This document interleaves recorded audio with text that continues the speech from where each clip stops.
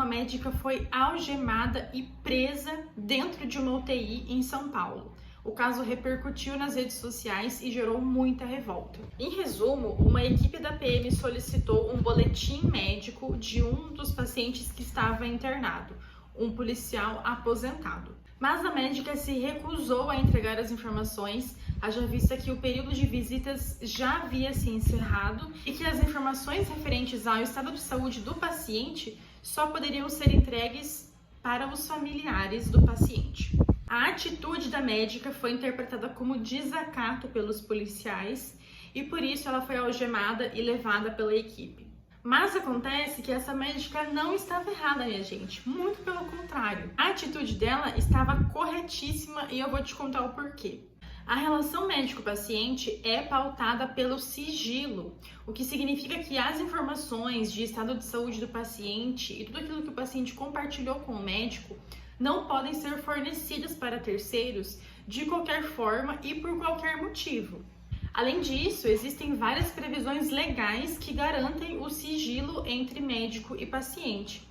Então, nós já temos essa previsão desde a Declaração Universal de Direitos Humanos, a nossa Constituição Federal também tem um artigo específico sobre isso. A Lei Geral de Proteção de Dados também é muito rígida em relação ao compartilhamento de dados sensíveis. O Código de Ética Médica tem um artigo específico falando que o médico poderá ser punido caso ele quebre esse sigilo. Nosso Código Civil também tem essa previsão. Inclusive, o Código Penal, existe um crime envolvido aqui, caso o médico quebre esse sigilo. E no caso específico do boletim médico ou então relatório médico, essas informações só poderão ser entregues se houver expressamente autorização do paciente, o consentimento do paciente, ou então, caso ele seja inconsciente, do representante legal desse indivíduo. Vale ressaltar que, caso o sigilo seja quebrado, o médico poderá ser responsabilizado em até 4 esferas diferentes: esfera ético-profissional, civil, criminal e administrativo, caso ele seja um servidor público.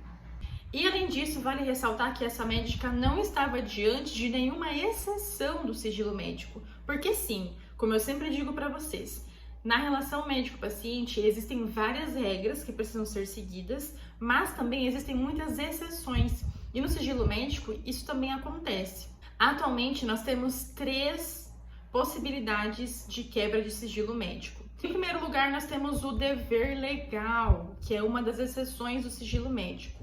No caso do dever legal, imagine um paciente que tem sarampo.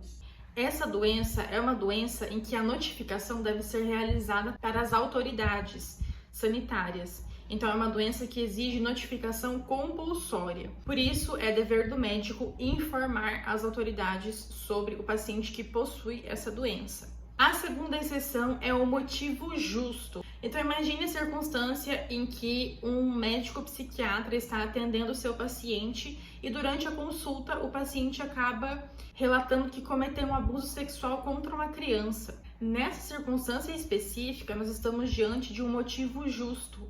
O médico tem a possibilidade de quebrar o sigilo e realizar a denúncia à polícia, considerando que a vida de uma criança pode estar ameaçada. Então, além de tudo, nós temos também a vida de um terceiro que está sob ameaça.